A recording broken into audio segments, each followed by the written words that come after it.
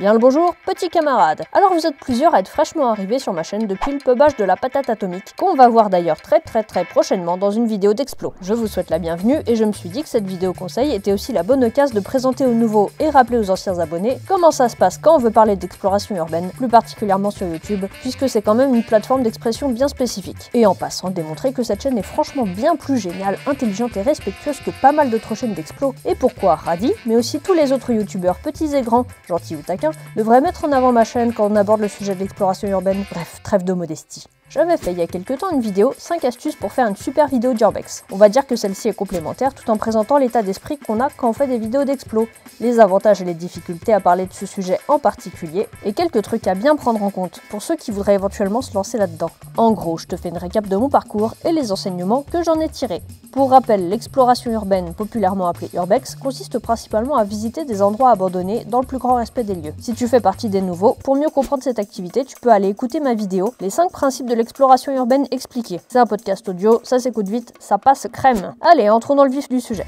Pour commencer, il y a un truc à savoir, qui contredit tout ce que tu entends généralement, mais c'est important à comprendre. L'urbex, c'est pas à la mode. Ce qui est à la mode, c'est le sensationnel, la prise de danger, les situations qui tournent mal. La visite de lieux abandonnés n'est qu'un prétexte en soi pour se mettre, dans des situations sensationnelles, dangereuses et qui tournent mal. Voilà. Dire que l'urbex est à la mode sur YouTube serait aussi naïf que de dire que le cirque est à la mode parce qu'on voit des vidéos avec des clowns turcs qui pullulent dans tous les sens. On est bien d'accord qu'il y a une grosse différence entre le fond et la forme. Ici sur ma chaîne entre autres, la forme, c'est l'exploration urbaine. Le fond, c'est...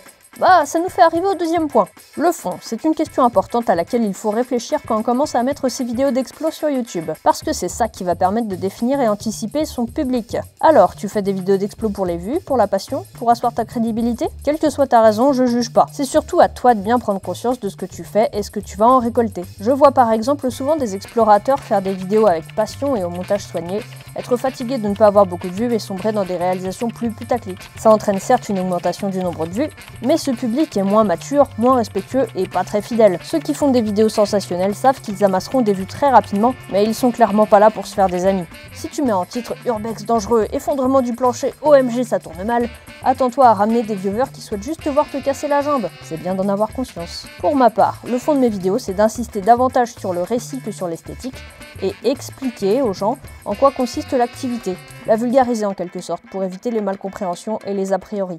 Passons au troisième point important selon moi. Je pense que tu peux tout à fait présenter tes explos sur la toile, même si tu viens tout juste de commencer à visiter des lieux abandonnés.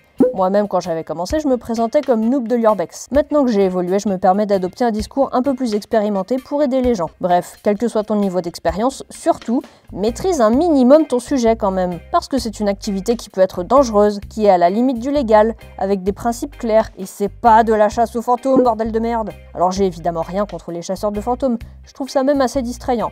Mais si tu souhaites te lancer dans une activité, ou dans l'autre, ou les deux, juste sois clair avec ton public s'il te plaît et explique-leur que c'est pas le même délire. Parce qu'après ils mélangent tout et vont embêter d'autres youtubeurs qui ont rien demandé avec des commentaires du genre « Alors comme ça tu fais de l'urbex, Zabe? Est-ce que des fois tu vois des choses bizarres? Moi, l'autre fois, j'étais dans la grange abandonnée de la maison de ma mamie, et du coup, il y a une porte qui a bougé, toute seule. J'évalue la probabilité de cette situation à 99% d'origine paranormale et 10% d'origine naturelle. » Un truc qui est pas mal, c'est qu'en soi, avec des vidéos d'explo, tu proposes un truc assez différent de ce qu'on voit la plupart du temps.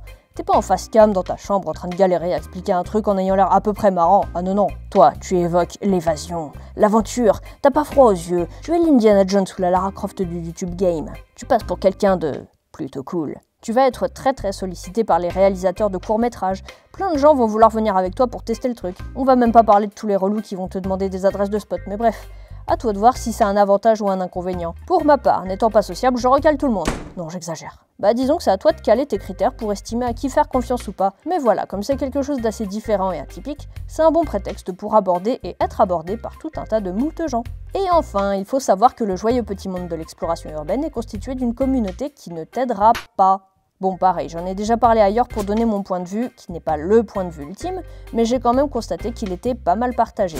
Avant d'aller rejoindre des groupes Facebook et forums d'Urbex et venir naïvement se présenter en expliquant gentiment qu'on aimerait se trouver des amis d'Explo et des spots à visiter, il faut savoir qu'il y a pas mal de compétitivité entre les membres de cette communauté. Course aux spots les plus uniques, manque de confiance pour ce qui est des adresses des lieux, il peut y avoir des enjeux financiers aussi puisque pas mal de photographes urbains sont des professionnels de l'image qui commercialisent leurs clichés. Ils vont donc pas t'offrir le fruit de leur travail sur un plateau d'argent avec une petite cerise et la paix dans le monde. D'où l'importance de faire ça avant tout pour toi-même et pas pour être accepté par un groupe de gens. Même s'il peut y avoir de bonnes rencontres, ne t'attends pas à être soutenu ou encouragé par les autres explorateurs, sauf par la team Explo. Nous, on est des vidéastes qui se soutenons les uns les autres.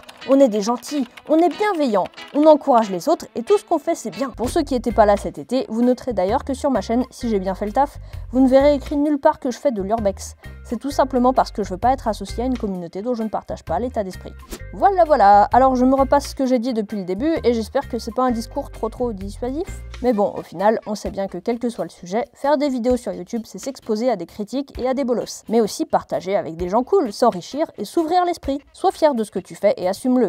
Si tu es déjà vidéaste ou sur le point de le devenir, bon courage et bonnes explos. Moi, sur ce, je continue mon petit bonhomme de chemin sur YouTube, et suite à vos partages et abonnements en masse, peut-être que je ferai une vidéo conseil sur comment gérer la fame quand on est vidéaste explorateur.